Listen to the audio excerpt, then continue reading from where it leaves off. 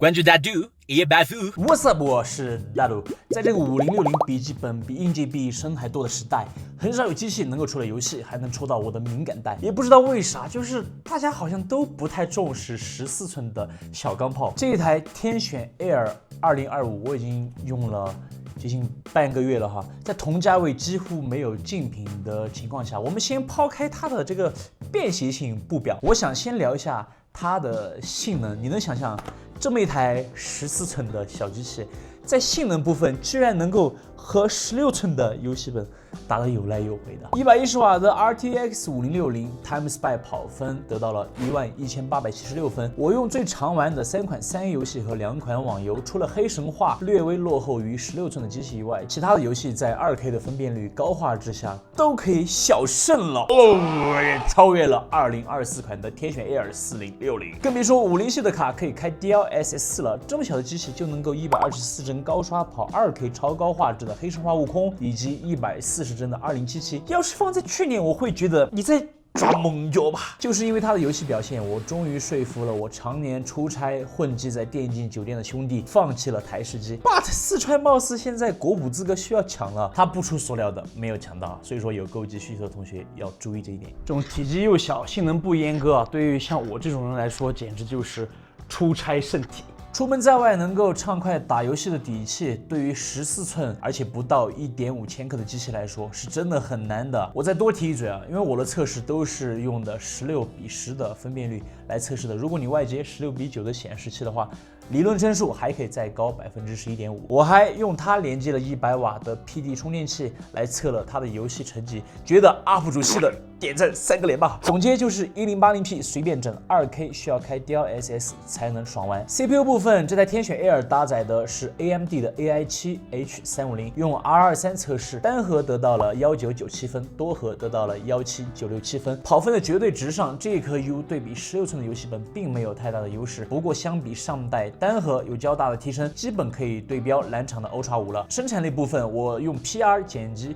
和 Lightroom 来修图。PR 在剪辑视频的时候，单条的4K 时间线是可以流畅的预览和拖动的，剪辑步骤起来了以后也还好，毕竟这台机器出厂就给到了32G 的内存，应对一些5分钟左右的4K 视频剪辑的项目，还是可以从容的导出5分30秒的4K 30帧40兆码流的视频，耗时133秒。我在做表的时候才发现，它成绩居然这么好吗？居然能够基本打平前阵子测试的5070的荣耀和拯救者，这个是我没想到的。Lightroom 比较吃 CPU 的多核和内存性能，2400万像素的照片，修图的流程还是比较丝滑的，104张图批量调整，内存也能够撑得住，但是导出104张图的成绩就比较一般了。10分钟单烤 FPU 稳定在76瓦，最高可以跑到80瓦，单烤 GPU 10分钟是稳定在105瓦，拉满风扇可以跑到110瓦，双烤10分钟 CPU 在32.5瓦 ，GPU 97.2瓦，一共129.7瓦的成绩很强。然后提醒一下，我刚才测试游戏的时候都是没有拉满风扇的啊，因为在这个时候这台机器的风扇是最舒适的，人耳为止的噪音是只有45分贝的，已经算安静的一档了。当然你也可以选择拉满风扇，但是代价就是更吵的噪音，我给你们听一下，能否接受吧。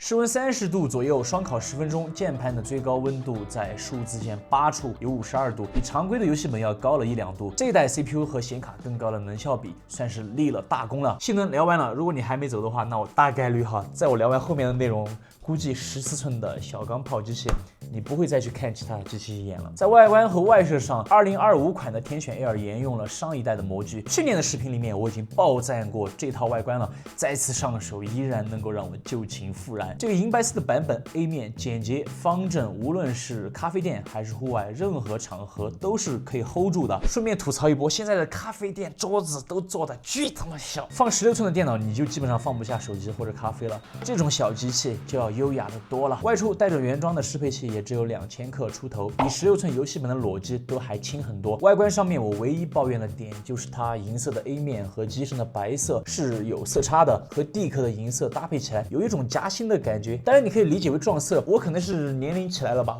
我会更喜欢就是这种色彩统一、一致性更好的那种感觉的。就比如说它的那个黑色版本我就很惨。屏幕我给个及格分，参数打在旁边了，用它来打游戏或者修图肯定是够用的，但是亮度如果能够给我多100尼特就完美了。毕竟考虑到这种小机器的便携性啊，我拿它到户外、室外去使用的频率其实还是挺多的。手继续往下摸，对屏幕的亮度的怨念3秒钟就被这个键盘和触摸板夸张的手感给干掉了。这是一台以轻薄，但我居然感受到了键帽的回弹力道。进程也不错，按压的声音扎实不空。这一期视频啊，和前阵子发的那个9000X 的视频，4、5千个字都是用这个键盘在1天之内敲出来的，完全不累。它的触摸板体验也一样很爽，面积够大，足够丝滑，按压的声音和键盘也是一样扎实不空不脆不廉价。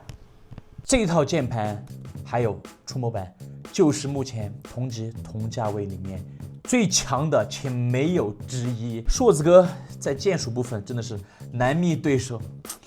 啊，太好用了，太强了，兄弟！接口部分也是硕子哥不妥协的地方，我用着是很满意的。2A2C 也许常规发挥，但是他们的速率拉得很满，再加上满血的 HDMI 2.1和 TF 卡槽，对于我这种在家里面连屏幕，然后在外面的时候用它进行一些简单的修图啊、调色啥的，都是完全能够胜任的。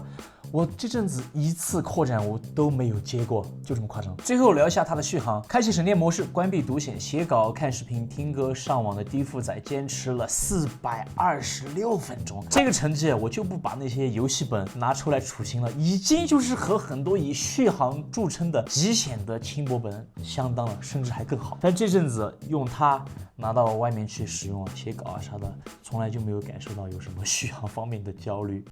硕子哥明明知道这种机器它没有对手，但是今年它也没有挤牙膏，14寸的机身给到16寸的游戏性能就足够让我兴奋了。今年更好的风扇声和键盘的温度搭配它的长续航，对于我这种经常移动办公的人来说更是难以拒绝。像屏幕还有色差这种已经只能舒适小槽点了，完全不影响我认为它就是这个价位段，